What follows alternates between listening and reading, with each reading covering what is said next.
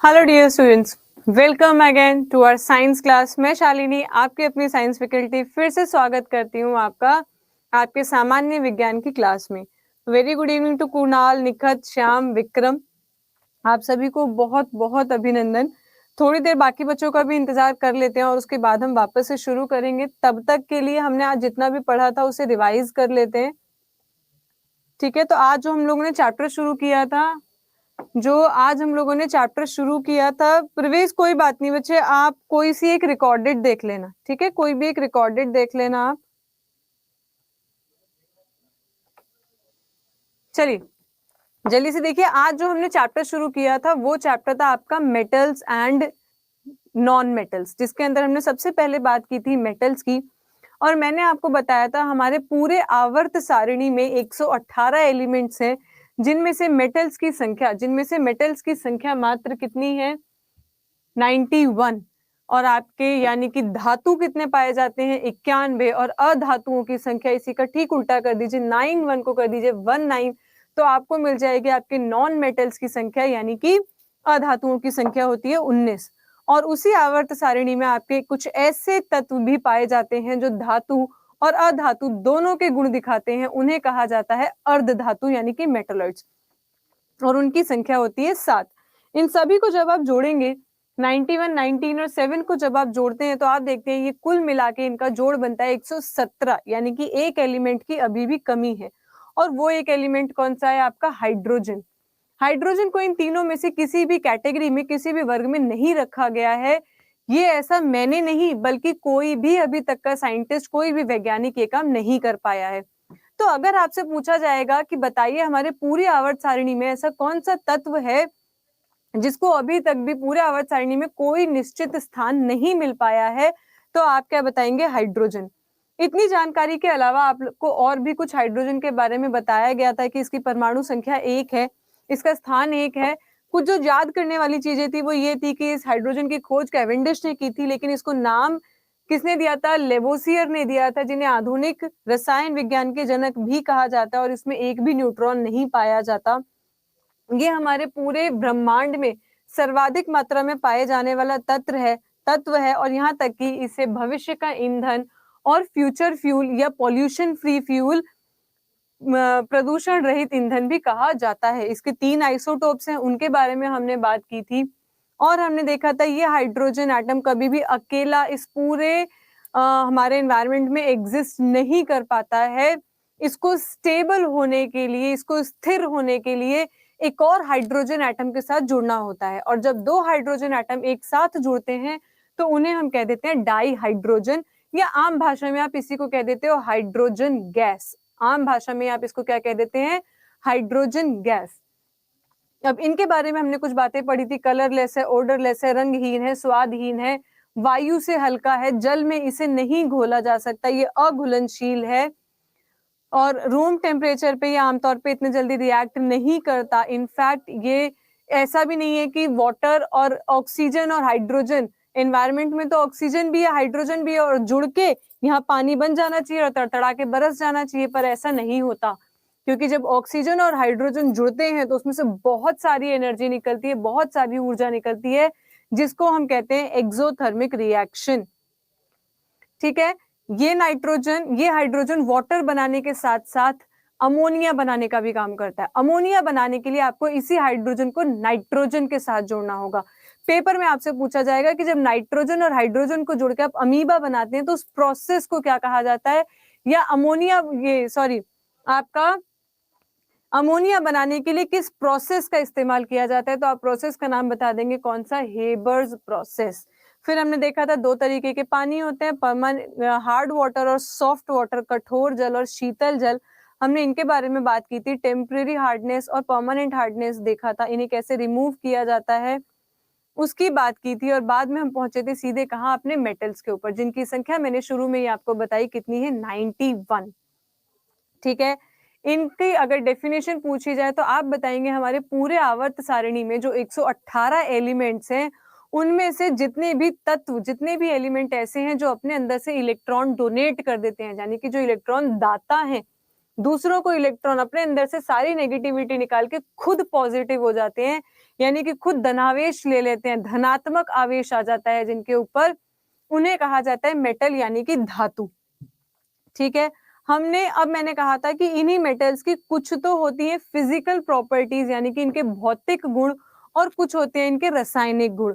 भौतिक गुणों के बारे में मैंने आपको पिछली क्लास में भी बताया था, एक बार हम उसे रिवाइज कर लेते हैं और फिर आज की क्लास को शुरू करेंगे हम इन्हीं धातुओं के रासायनिक गुणों के साथ। ठीक है, तो जल्दी से देखिए हमने इनके भौतिक गुण कौन कौन से देखे थे। मैंने आपको बताया था कि ये मेटल जो है ये ठोस होते हैं, ये ठोस रूम टेम्परेचर पे, सामान्य जो आपका कमरा होता है उसके तापमान पे ये ठोस अवस्था में पाए जाते हैं। लेकिन आपको इनकी प्रॉपर्टीज के ऊपर, इनके गुणों के ऊपर ध्यान ना देके इनके अपवाद जानने हैं। आपके एग्जाम्स में जो पूछे जाते हैं वो पूछे जाएंगे इनके एक्सेप्शंस। जैसे कि सबसे पहला आपका क्या था कि all metals are solid at room temperature, ये सभी रूम टेम्परेचर पे ठोस होते हैं। आपसे बता दिया जाएगा पेपर में कि ये सभी सॉलिड होते हैं, ये पूछा जाएगा कौन सा ऐसा मेटल है which is found in liquid state, जो द्रव्य अवस्था में पाया जाता है, तो आप बताएंगे मरकरी, जिसका सिंबल है Hg, पारा। दूसरा हमने पढ़ा था कि इनके पास मेटालिक लस्टर होता है, यानी कि इनके पास एक धात्विक चमक होती है, ये चमकीले होते हैं। इसका भी अपवाद है, और वो क्या है? सोडियम और पोटेशियम, जिनके सिंबल है Na, सोडियम, और K यानी पोटेशियम। तीसरा फिर हमने पढ़ा था ये मैलिएबल होते हैं। मैलिएबल का मतलब क्या है? ये आघात वर्धीय है। आघात का मतलब किसी के ऊपर चोट मारना, वर्धी मतलब बढ़ना। तो जब आप किसी चीज को पीट पीट के, मार मार के उसको बढ़ा देते हैं, उसकी एक चादर बना देंगे, तो उसी को कहा जाएगा आघात वर्धीय या malleability. To convert into a thin sheets on beating.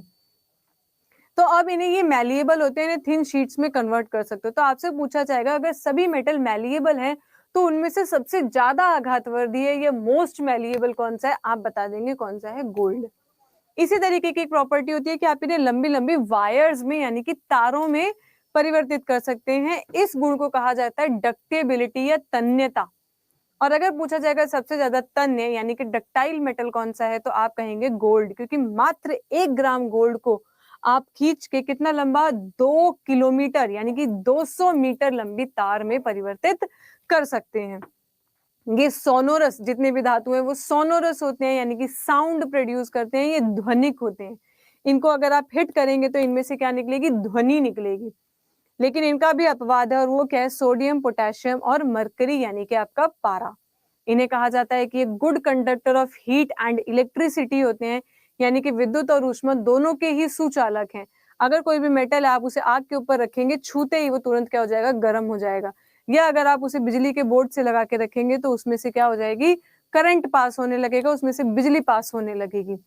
तो ये क्या होते हैं, ये सुचालक होते हैं। आपसे पूछा जाएगा अगर सभी धातु सुचालक हैं तो बताइए सबसे अच्छा सबसे अच्छा सुचालक कौन है, यानी कि बेस्ट कंडक्टर कौन है? आप कहेंगे सिल्वर। फिर आपको अपने घर में वायरिंग करवानी होगी, बिजली के तार खिंचवाने होंगे, आप कहेंगे सिल्वर। चांदी इस्तेमाल करके तो मैं कंगाल हो जाऊंगा। तब आपको बताया जाता है कि दूसरे स्थान पर फिर आपका कॉपर है। दूसरे स्थान पर कौन सा है? कॉपर यानी कि तांबा। तो आपके घरों में इसीलिए वायरिंग के लिए क्या इस्तेमाल किया जाता है? तांबा, क्योंकि सिल्वर के बाद जो सबसे अच्छा सुचालक यानी कि बेस्ट कंडक्टर ऑफ इलेक्ट्रिसिटी है वो क्या है आपका? सिल्वर यानी कि चांदी, जिसका सिंबल होता है Ag। फिर हमने पढ़ा इनकी डेंसिटी, इनका घनत्व बहुत ज्यादा होता है जिसकी वजह से ये भारी भी होते हैं। और अगर पूछा जाएगा कि सबसे ज्यादा डेंसिटी किसके अंदर होती है तो आप बता देंगे सबसे ज्यादा डेंसिटी होती है ओस्मियम के अंदर, और सबसे कम जो होती है वो होती है सोडियम के अंदर, इसीलिए उसे आसानी से चाकू से काटा जा सकता है। धातु पूछा तो आपने ओसियम बताया, लेकिन अगर यही आपसे पूछा जाएगा सबसे भारी तत्व यानी एलिमेंट कौन सा होता है, तो यहाँ नोट में लिखा हुआ है heaviest element is uranium, symbol होता है यू। तो यहाँ तक हम सुबह की क्लास में पढ़ चुके थे, इसके बाद हमें कंटिन्यू करना था। अब हम करेंगे क्या, इनके हाई टेम्परेचर यानी कि इनका हाई मेल्टिंग पॉइंट भी होता है, इनका गलांक बिंदु भी काफी उच्च होता है, और अगर उसमें भी हाईएस्ट और लोवेस्ट पूछा जाए तो सबसे हाईएस्ट आप बताएंगे टंगस्टन को, जो कि आपके बल्ब के फिलामेंट में इस्तेमाल किया जाता है। आपने देखा होगा इस तरीके का आपका बल्ब होता है, और इस बल्ब के अंदर यहाँ पे आप देखेंगे कुछ इस तरीके की तार लगी हुई होती है। यही जो ये तार है ये किसकी बनी हुई होती है? ये टंगस्टन की बनी होती है। और अगर लोवेस्ट मेल्टिंग पॉइंट पूछा जाएगा तो वो मरकरी है, क्योंकि वो आपके रूम टेम्परेचर में भी क्या है, गल के यानी कि पिघल के वो लिक्विड स्टेट में पाई जाती है। मरकरी से ही हमें पता है, एक मरकरी जो थर्मोमीटर आप देखते हैं, उस मरकरी थर्मोमीटर की जो खोज है वो डैनियल गैब्रिएल फ़ारेनहाइट ने की थी। और जो क्लिनिकल थर्मोमीटर होता है, जो क्लिनिक में यूज किया जाता है आपका टेम्परेचर नापने के लिए, उसकी जो खोज है वो क्लिफोर्ड एल्बर्ट ने की थी। उसकी खोज किसने की थी? सर थॉमस क्लिफोर्ड एल्बर्ट ने। ठीक है, यहां तक हम कर चुके थे। अगला देखिए इनकी कुछ chemical properties. Metals are electropositive in nature. Electropositive का मतलब क्या है? देखो कोई भी चीज पॉजिटिव कब होगी, कोई भी चीज पॉजिटिव कब होगी? जब वो अपने अंदर से क्या कर देगी, इलेक्ट्रॉन्स को दे देगी। जैसे कि अगर आप बात करें किसकी,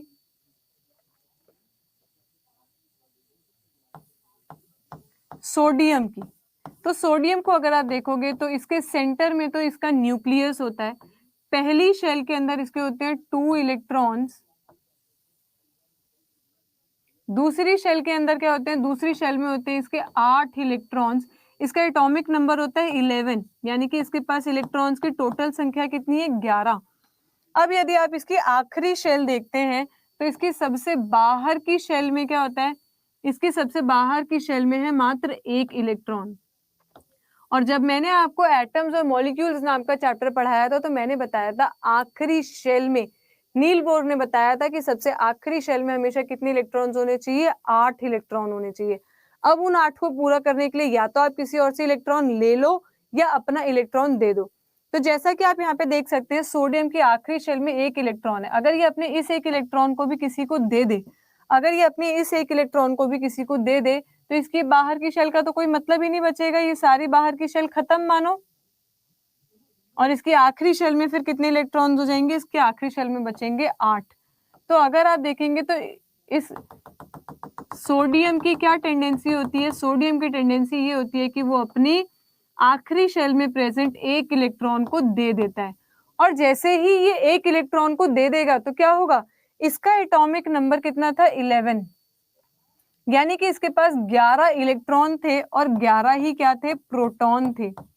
लेकिन अभी आप देख सकते हैं इसने आखिरी शेल में 8 को पूरा करने के लिए 1 इलेक्ट्रॉन क्या किया, किसी को दे दिया। और जैसे ही इसने 1 इलेक्ट्रॉन किसी को दे दिया, -1 जैसे ही आप इसको करते हैं तो अब इसके पास कितने इलेक्ट्रॉन बचे रह गए, 10।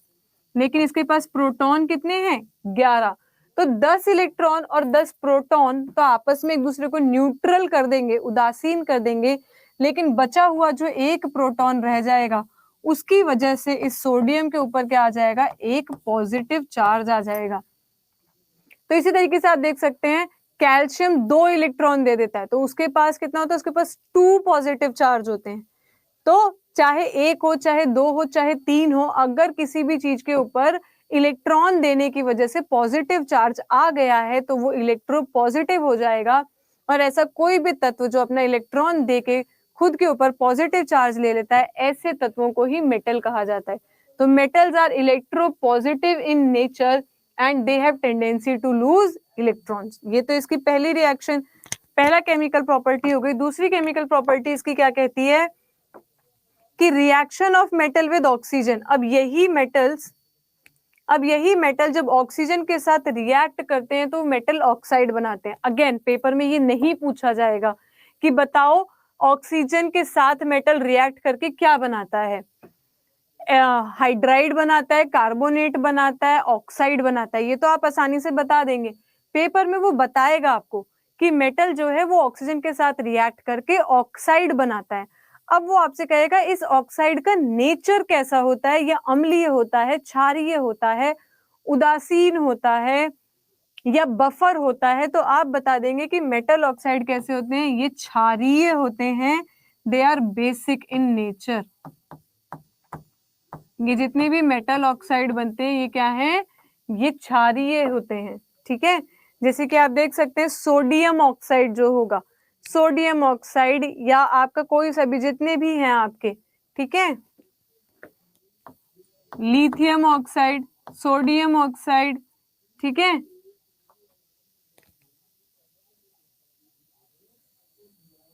ये सब क्या होंगे, ये सब बेसिक होंगे, ये सब क्षारीय होंगे।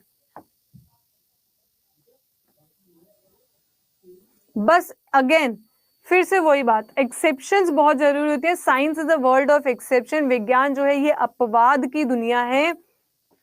जितने भी मेटल ऑक्साइड होते हैं, जितने भी मेटल ऑक्साइड होते हैं, ये सभी क्या हैं, ये सभी बेसिक इन नेचर होते हैं। ये सभी क्या होते हैं, ये सभी बेसिक इन नेचर होते हैं एक्सेप्ट 2। अब अगर आपसे पूछ लिया जाता है कि बताइए एल्यूमिनियम ऑक्साइड या जिंक ऑक्साइड, Al2O3 या ZnO, ये दोनों, इन दोनों का नेचर कैसा होता है, तो ये उभयधर्मी होते हैं। ये कैसे होते हैं, एम्फोटेरिक इन नेचर होते हैं, ये उभयधर्मी होते हैं, यानी कि ये दोनों ही नेचर शो कर देते हैं, एसिडिक भी और बेसिक भी। यानी कि ये अपनी परिस्थिति के हिसाब से इलेक्ट्रॉन दे भी सकते हैं और ले भी सकते हैं। याद है ब्रॉन्स्टेड लॉरी ने बताया था इलेक्ट्रॉन डोनर और प्रोटॉन एक्सेप्टर, तो उस वाली कंडीशन पे इन्हें एसिडिक और बेसिक बोला गया है।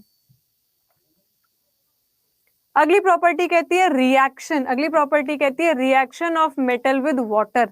अब पानी के साथ ही कैसी प्रतिक्रिया दिखाएंगे, तो ये जितने भी मेटल होते हैं, अगर ये बहुत ही ज्यादा हाईली रिएक्टिव मेटल है, बहुत ही उच्च क्रियाशील धातु है, बहुत ही अधिक या उच्च, अगर ये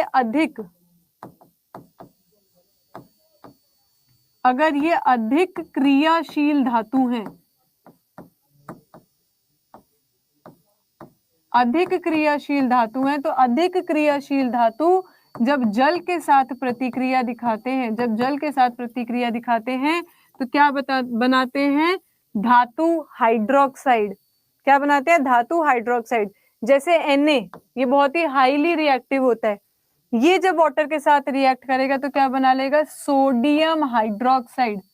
या मैंने आप लोगों को एसिड बेस वाले चैप्टर में बताया था, इसी सोडियम हाइड्रोक्साइड को और किस नाम से जाना जाता है, कास्टिक सोडा। आपसे पूछ लिया जाएगा which of the following is caustic soda, निम्न में से कास्टिक सोडा किसे कहा जाता है, आप बता देंगे सोडियम हाइड्रोक्साइड को। या यही पोटेशियम जब वाटर के साथ रिएक्ट करता है तो ये बना लेता है KOH, यानी कि पोटेशियम हाइड्रोक्साइड। ये भी मैं आपको बता चुकी हूं कि इसी पोटेशियम हाइड्रोक्साइड को और क्या कहा जाता है, कास्टिक पोटैश। मैग्नीशियम जब वाटर के साथ रिएक्ट करता है तो बनाता है मैग्नीशियम हाइड्रोक्साइड, जिसे कहा जाता है मिल्क ऑफ मैग्नीशिया, जो कि एक एंटासिड का काम करता है। जो कि किसका काम करता है, एंटासिड का काम करता है, यानी कि आपके पेट में से एसिडिटी को घटाता है। पेट में से एसिडिटी कम करता है या घटाता है। ठीक है, जो आप इनो वगैरह पीते हैं ना, जो आप इनो डाइजीन ये सब पीते हैं वो यही होता है, जो आप इनो डाइजीन वगैरह पीते हैं वो यही होता है। ठीक है, कैल्शियम जब वाटर के साथ रिएक्ट करता है तो बनाता है कैल्शियम हाइड्रोक्साइड, जिसे कहा जाता है स्लेग्ड लाइम। जिसे क्या कहा जाता है? स्लेग्ड लाइम, यानी कि चूना पत्थर।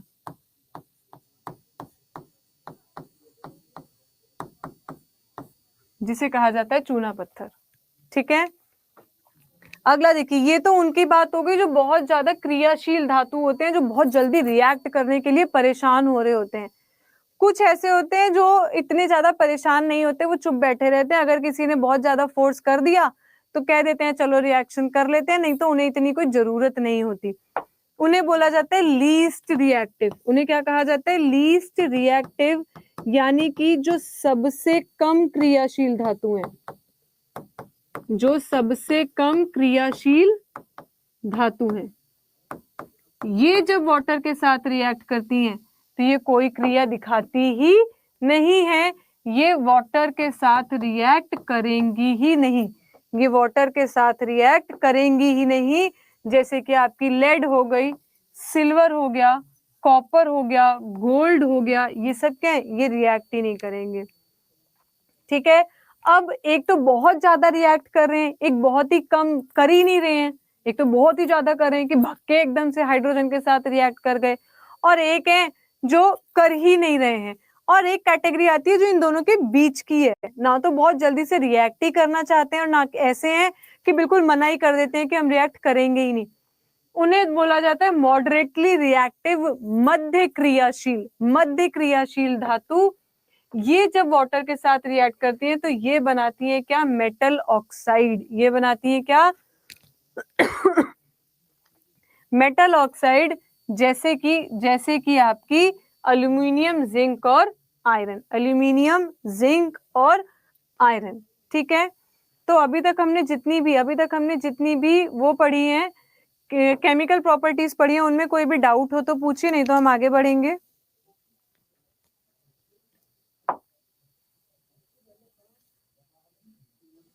मैं दिखा देती हूँ हमने क्या क्या पढ़ा। हमने एक तो एक रिएक्शन विद वाटर पढ़ा है, और या फिर हमने ये पढ़ा था। ठीक है, चलिए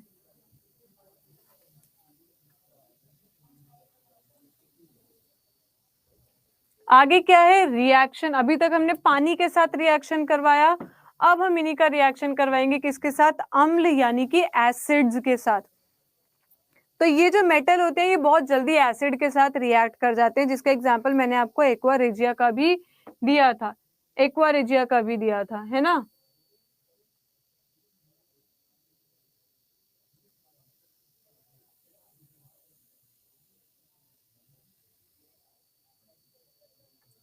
Chandan Kumar, MCQ session just इसी के बाद यूट्यूब पर है।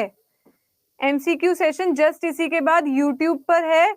अब आप लोगों का जो साइंस का सेशन है वो 2 फेजेस में हुआ होगा, 2 होगा। अब आपका जो साइंस का सेशन है वो 2 फेजेस में होगा। एक तो आपको पूरा में जितने भी अभी तक पूछे गए हैं उसका 1000 प्रीवियस ईयर क्वेश्चंस का एक पूरा सेट करवाऊंगी यही पेड बैच में। 1000 प्रीवियस ईयर क्वेश्चंस का एक पूरा सेट करवाऊंगी, और जहां जहां मुझे लग रहा है कंसेप्ट वाली थ्योरी चाहिए होगी वो मैं थ्योरी भी दे दूंगी। ठीक है, ऐसे चलेगा।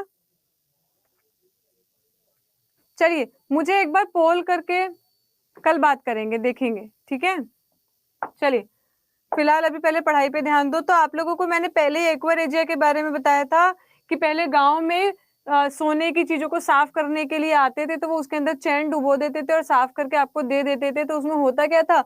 ऊपर की पूरी मेटल की एक परत, सोने की एक परत क्या होती थी?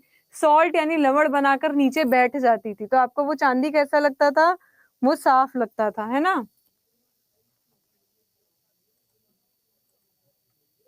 वो कैसा लगता था? वो साफ लगता था।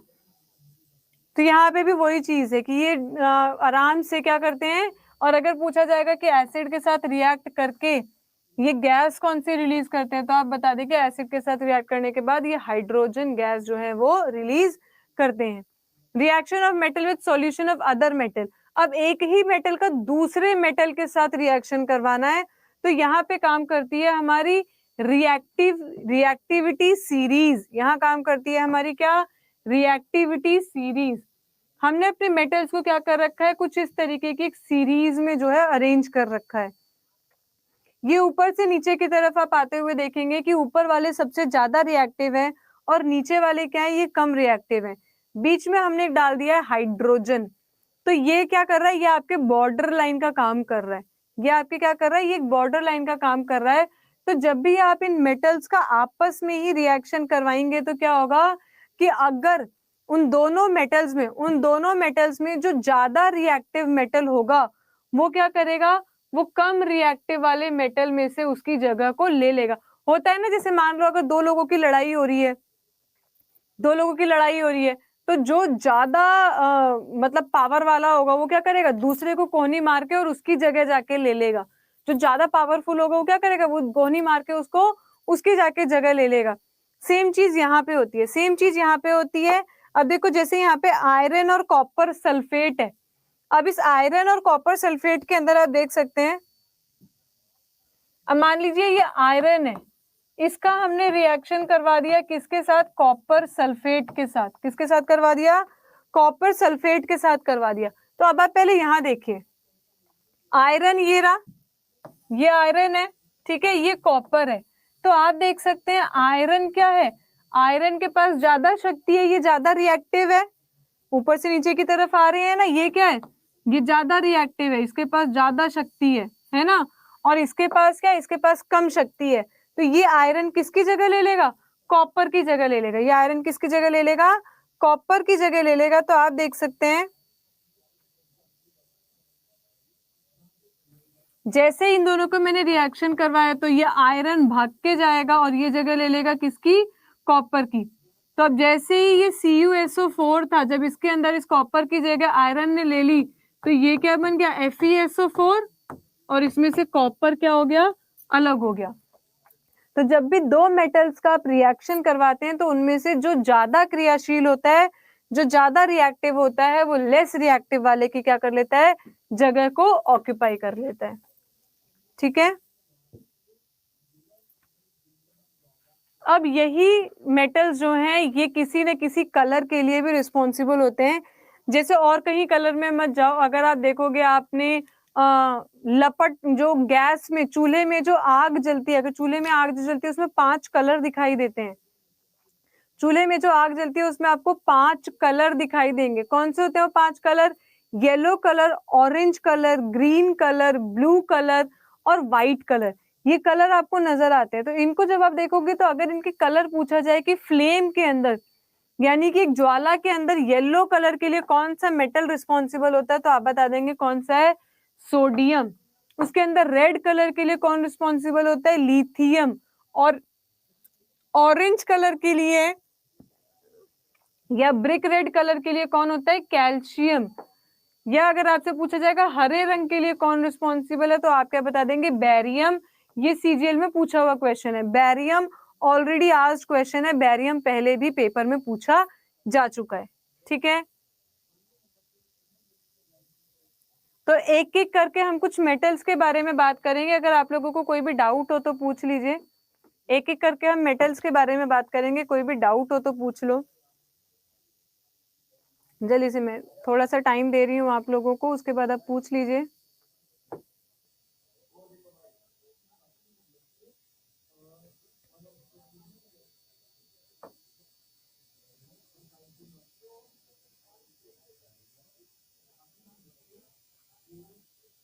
चलिए, क्लियर है, वेरी गुड। आगे बढ़ते हैं हम लोग। तो कुछ इंपॉर्टेंट मेटल्स हैं जहां से हमसे कुछ सवाल पूछ लिए जाते हैं। क्यों हरा रंग नहीं दिखता है फ्लेम में, तो only red, orange colour, green colour ये नहीं दिखते। ध्यान से देखना, आज जाके ध्यान से देखना।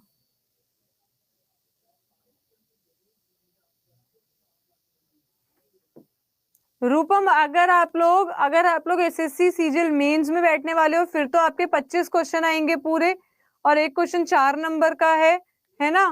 और अगर आप टीआरई की बात करें तो मैं उसका पूरा सिलेबस आप लोगों के साथ डिस्कस कर लूंगी। चलिए आगे वापस बढ़ते हैं।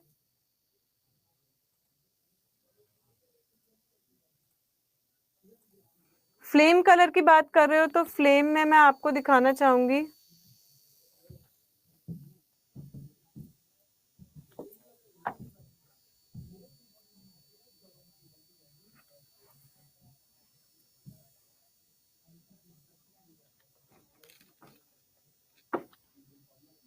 तो ये माइक पैरों में अटक रहा है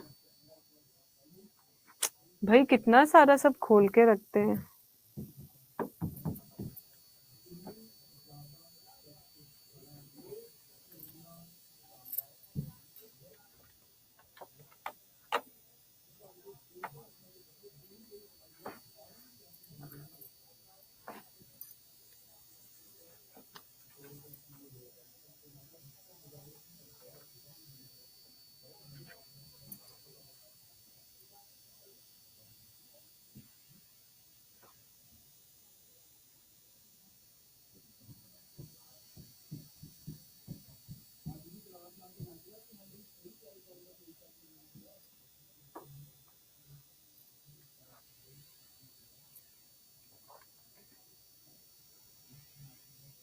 लाइटर की में लाइटर जला के देखोगे तो भी दिख जाएगा। यहाँ पे कोई ढंग से ना फ्लेम नहीं दिख रही है जिसमें सारे कलर दिख रहे हो। ये देखो, ये भी ऐसा ही। आप अगर देखोगे ना तो असलियत में ये फ्लेम इस कलर की नजर आती है।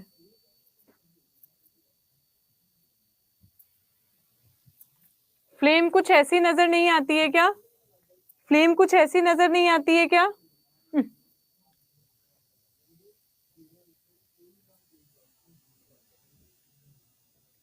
ये देखिए, कुछ ऐसी नजर आती होगी, बोलिए यस और नो।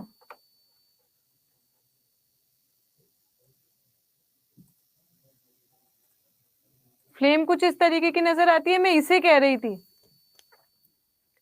इस तरीके की जो फ्लेम होती है, इसमें आप देखेंगे तो यहाँ पे आपको green colour, blue colour, yellow colour, यहाँ आपको दिख रहा होगा ये ऑरेंज कलर है, ये ऑरेंज कलर है। येलो के जस्ट बगल में यहाँ पे ये ऑरेंज कलर और उसके बाहर रेड कलर है। टोटल 5 कलर नजर आते हैं।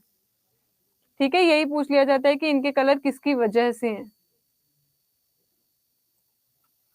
चलिए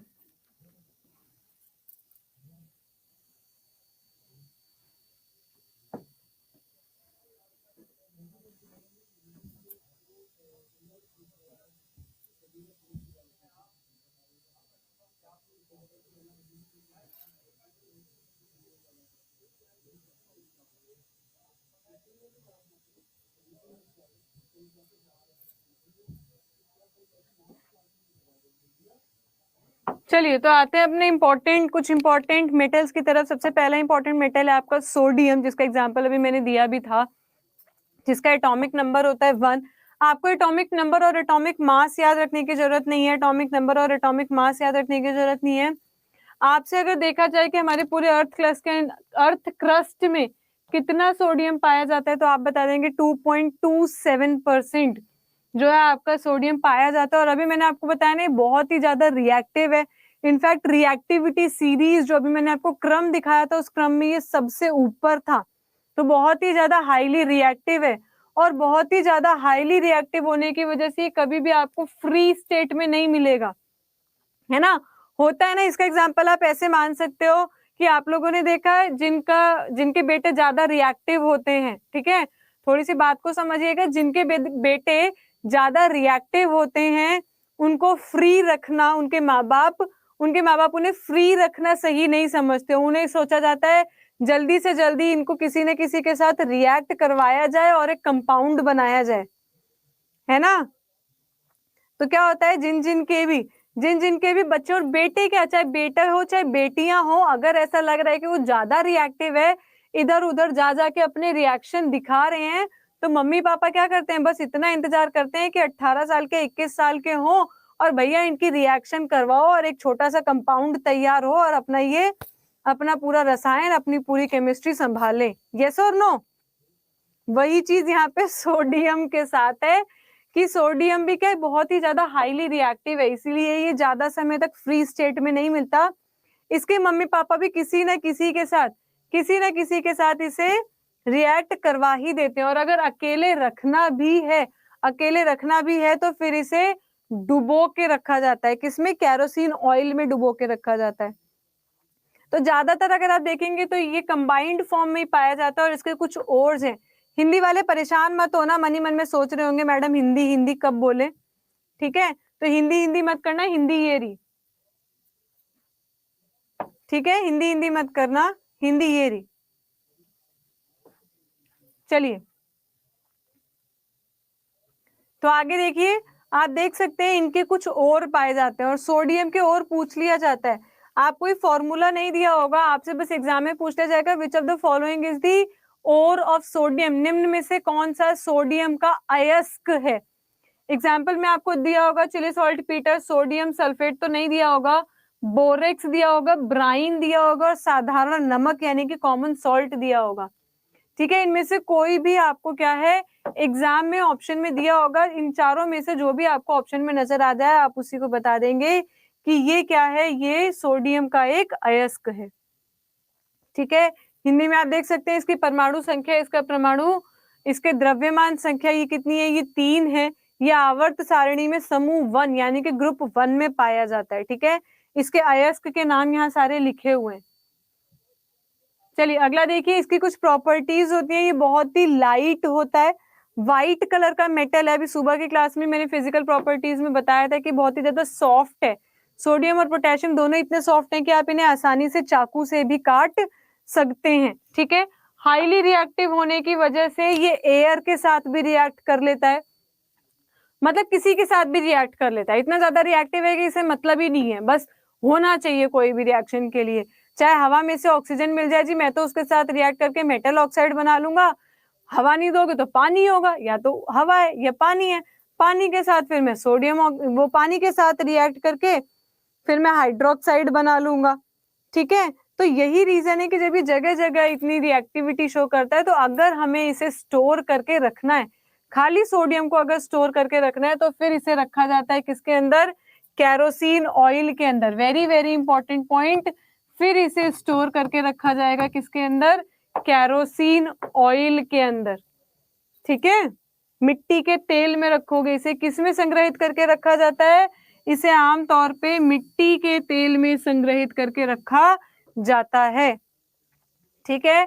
और ये पानी में सॉल्युबल तो वैसे डिसॉल्व नहीं होगा, अगर इसे डिसॉल्व करना है तो फिर बेंजीन में करना पड़ेगा, ठीक है? चलिए आगे देखिए, तो यहाँ अभी आपको जो मेन चीज याद रखनी थी वो याद रखने थे इसके अयस्क यानी कि ओर्स के नाम।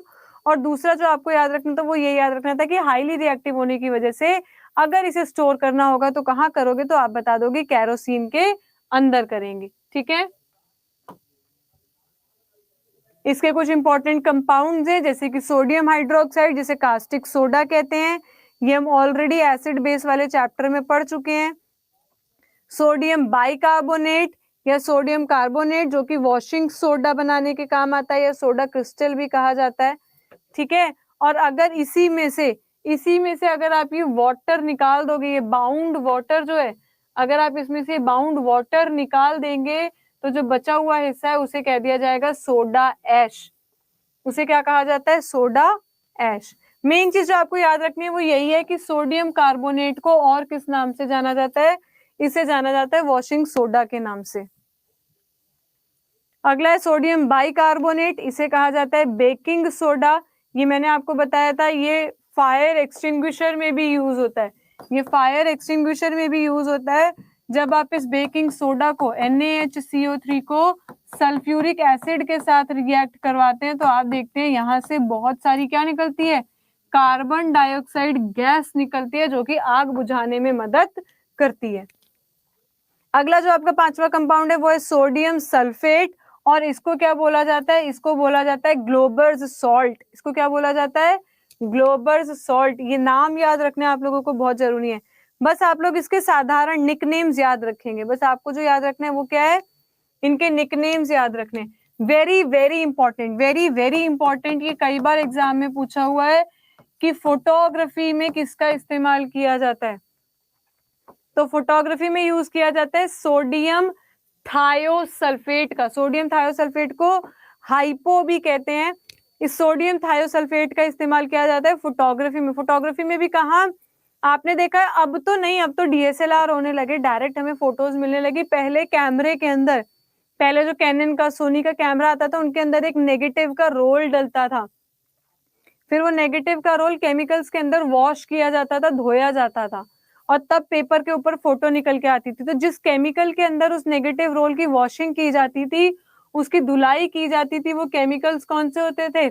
एक तो सिल्वर ब्रोमाइड और एक होता था सोडियम थायोसल्फेट, या फिर उसे और क्या कह सकते हैं, उसे आप कह सकते हैं थायो। तो फोटोग्राफी के अंदर ये दोनों यूज होते हैं।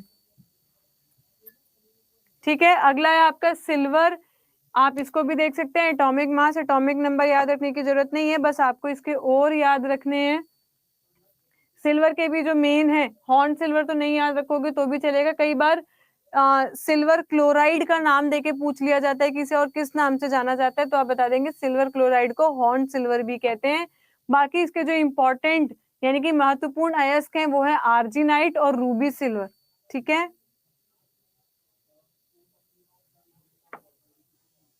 चलिए, ऐसा कहा जाता है कि अंडे को कभी भी चांदी की चम्मच से नहीं खाना चाहिए, क्योंकि अंडे के जो पीले वाला हिस्सा है, जो उसके अंदर की जर्दी है, जो एग योक है, पीला वाला जो हिस्सा होता है, उसमें बहुत सारा सल्फर होता है। तो चांदी जब उस सिल्वर के साथ रिएक्ट करती है, तो सिल्वर सल्फाइड बना लेती है, और वो सल्फर सल्फाइड क्या है, वो बहुत ही ज्यादा ऐसा कह सकते हो टॉक्सिक होता है, वो टॉक्सिक होता है। ठीक है, चलिए अगला देखिए, सिल्वर के कुछ इंपॉर्टेंट कंपाउंड्स है, अगेन जो आपके एग्जाम में, अगेन ये पूरा बहुत ही ज्यादा इंपॉर्टेंट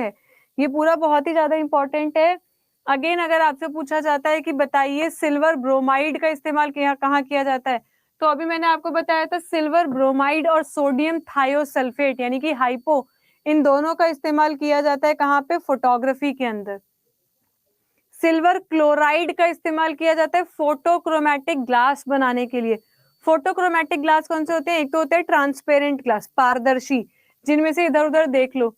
कुछ ग्लास आपने देखे होंगे जिनमें कलर होता है, या जो धूप में चश्मा देखा है कभी किसी के मम्मी पापा या दादा दादी के पास कोई ऐसा चश्मा हो जो कि धूप में जाते ही काला होने लगता है या ब्राउन होने लगता है? जल्दी से बताइए, आप लोगों ने देखा है ऐसा चश्मा जो धूप में निकलते ही ब्राउन होने लगता है या काला होने लगता है, और वापस से छाया में आओगे तो फिर से पारदर्शी हो जाएगा, है ना? ऐसे ग्लासेस को कहा जाता है फोटोक्रोमैटिक ग्लास। तो उनको बनाने के लिए किसका इस्तेमाल किया जाता है? उनको बनाने के लिए इस्तेमाल किया जाता है किसका? सिल्वर क्लोराइड का। उनको बनाने के लिए किसका इस्तेमाल किया जाता है? सिल्वर क्लोराइड का। फिर से बहुत ही इंपॉर्टेंट चीज, सिल्वर आयोडाइड, इसको यूज करते हैं आर्टिफिशियल रेन में। मैंने आपको बताया था सिल्वर आयोडाइड और ड्राई आइस और NaCl, साधारण नमक, इन तीनों चीजों का इस्तेमाल करके आप क्या बनाते हैं? Artificial rain. क्या कहा मैंने? आर्टिफिशियल रेन में चाहिए होता है आपको क्या क्या? सिल्वर आयोडाइड, ड्राई आइस का मतलब क्या है? सॉलिड कार्बन डाइऑक्साइड, शुष्क कार्बन डाइऑक्साइड, और NaCl यानी कि साधारण नमक, कॉमन सॉल्ट। इन तीनों का इस्तेमाल करके आप क्या बनाते हैं? Artificial rain. ठीक है, फिर अगला क्या है? सिल्वर नाइट्रेट, इसे ल्यूनर कास्टिक भी बोला जाता है। ये जनरली कलर्ड ग्लास के अंदर रखा जाता है ताकि इन पे सूरज की रोशनी ना पड़े। उससे भी ज्यादा इंपॉर्टेंट पॉइंट है कि वोटर्स इंक जो होती है, जो हमारे यहाँ पे आपने देखा होगा जब आप वोट लगाते हैं तो कुछ इस तरीके से आपकी उंगली पे इंक लगा दी जाती है, चल ही नहीं रही, अच्छा ये तो बोर्ड का है यहाँ पे इंक लगा दी जाती है। तो वो जो इंक लगाई जाती है, वो इंक किसकी बनी हुई होती है? वो बनी होती है आपके सिल्वर नाइट्रेट की। तो ये पूरी PPT was very very important. देखो आज की क्लास बहुत ही ज्यादा इंपॉर्टेंट है। जितने भी मैंने सिर्फ मेटल और नॉन मेटल नहीं पढ़ाया, देखो भले ही बोला चैप्टर मेटल नॉन मेटल है, लेकिन बहुत सारे ऐसी चीजें बताई हैं जो किसी चैप्टर का पार्ट नहीं होती, आपकी डेली लाइफ का पार्ट है, पर एग्जाम में पूछी जाती है। ठीक है, चलिए अगला देखिए, मैग्नीशियम। ठीक है, इसकी परमाणु संख्या होती है 12। इसके कुछ इंपॉर्टेंट और ये रहे, ठीक है, इसके कुछ इंपॉर्टेंट ओर्स ये रहे, आप इन्हें पढ़ लेंगे।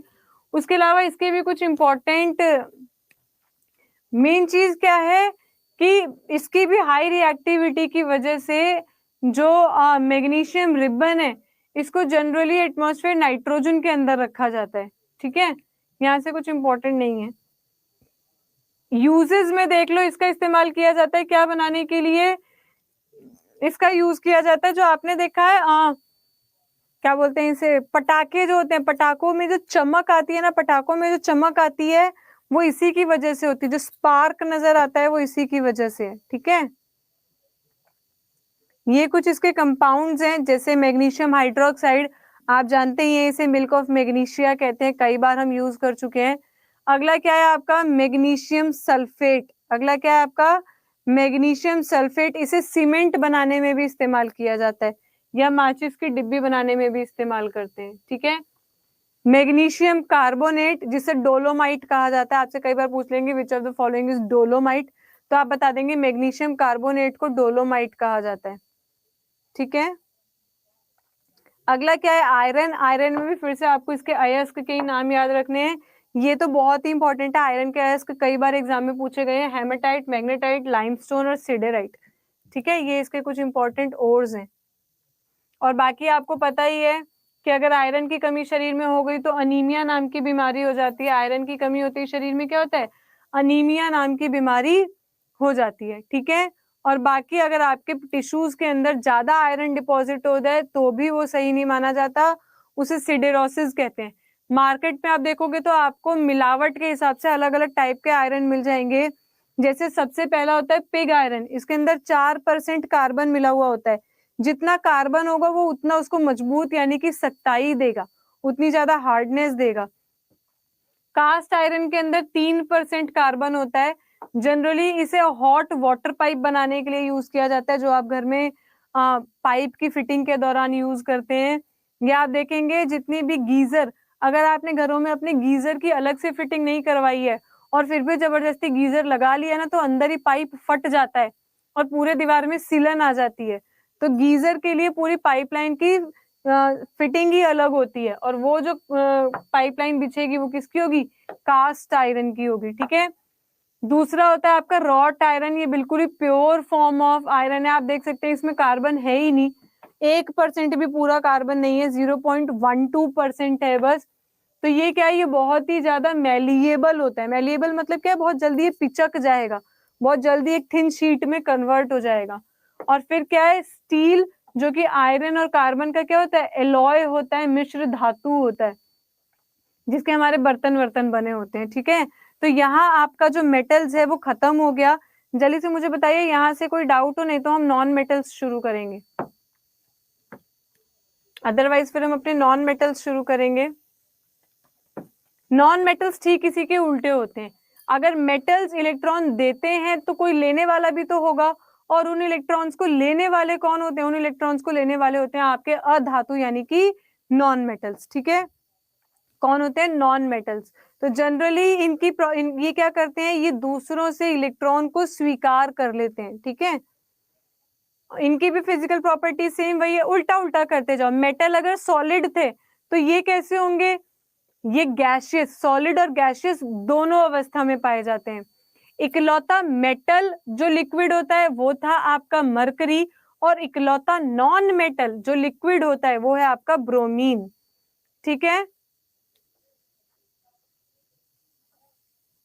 मेटल एग्जाम में अनामिका, देखो अभी फिलहाल क्योंकि एग्जाम भी 23 तारीख को ही है, आपके एडमिट कार्ड भी आ चुके हैं। अगर आप लोगों ने एडमिट कार्ड डाउनलोड नहीं किया है तो आप लोग एडमिट कार्ड डाउनलोड कर सकते हैं। आयोडीन, आयोडीन, ब्रोमीन, ये सब मेटल के एग्जाम्पल, नॉन मेटल के एग्जाम्पल हैं। ठीक है, तो एडमिट कार्ड आप लोग डाउनलोड कर सकते हो। तो अगर आपसे पूछा जाएगा कि लिक्विड स्टेट में पाए जाने वाला मेटल कौन सा है, तो आप कहोगे मरकरी। लेकिन अगर कहेंगे लिक्विड स्टेट में पाए जाने वाला नॉन मेटल कौन सा है, तो आप बता देंगे कौन सा है? ब्रोमीन।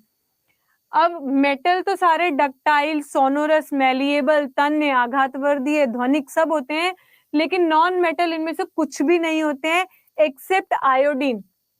कोई सा भी नॉन मेटल चमकीला नहीं होता है एक्सेप्ट आयोडीन। आयोडीन में चमक होती है, आयोडीन में चमक होती है।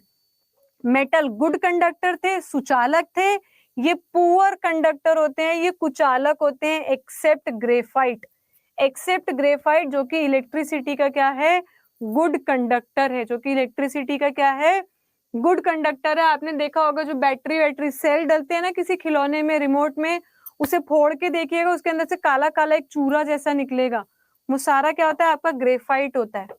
मेटल्स का मेल्टिंग पॉइंट यानी कि गलांक बिंदु या बॉइलिंग पॉइंट, क्वथनांक बिंदु या डेंसिटी, ये सब ज्यादा होते हैं, लेकिन नॉन मेटल्स के कैसे होते हैं, कम होते हैं। Again except diamond and graphite, इनके मेल्टिंग पॉइंट बहुत ज्यादा है, इनके मेल्टिंग पॉइंट क्या है, बहुत ही ज्यादा है। इस वाली स्लाइड से किसी को कोई भी दिक्कत हो तो पूछिए, इस वाली स्लाइड से किसी को कोई भी दिक्कत हो तो पूछिएगा।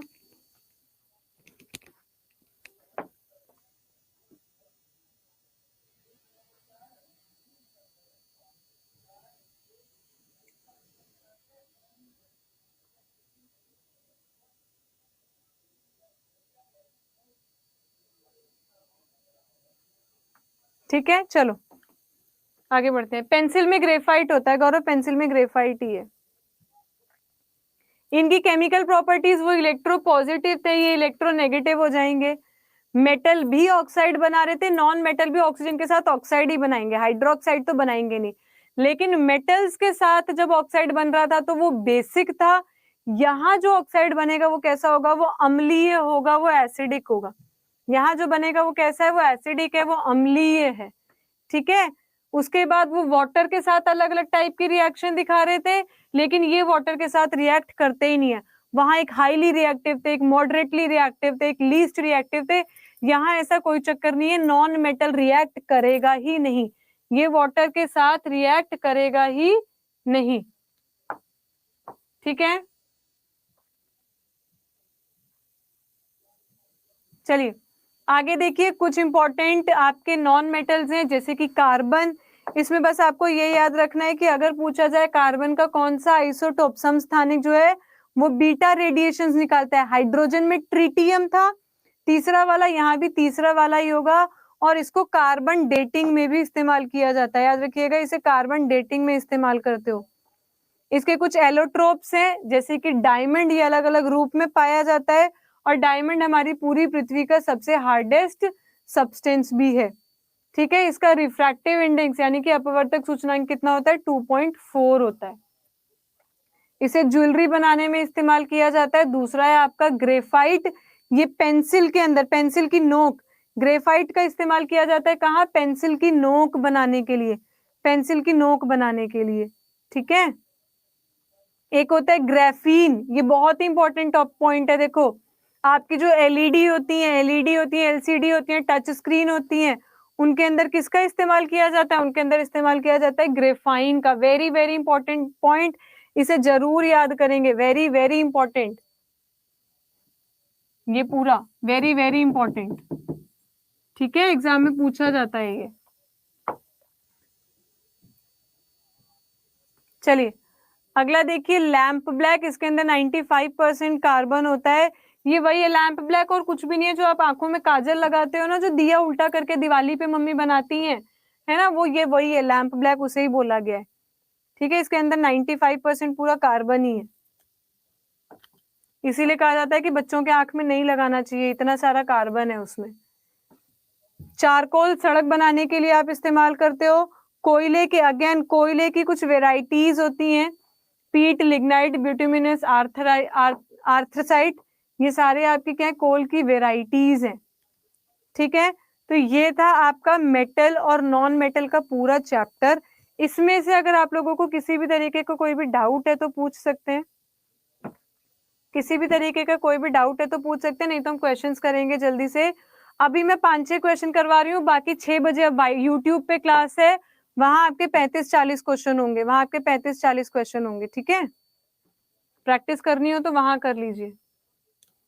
विच of the following metal non metal is found in liquid state, कौन सा नॉन मेटल है जो लिक्विड स्टेट में पाया जाता है, जल्दी से बताइए कौन सा नॉन मेटल है जो, हाँ दुर्गा ये चैप्टर फिनिश हो गया।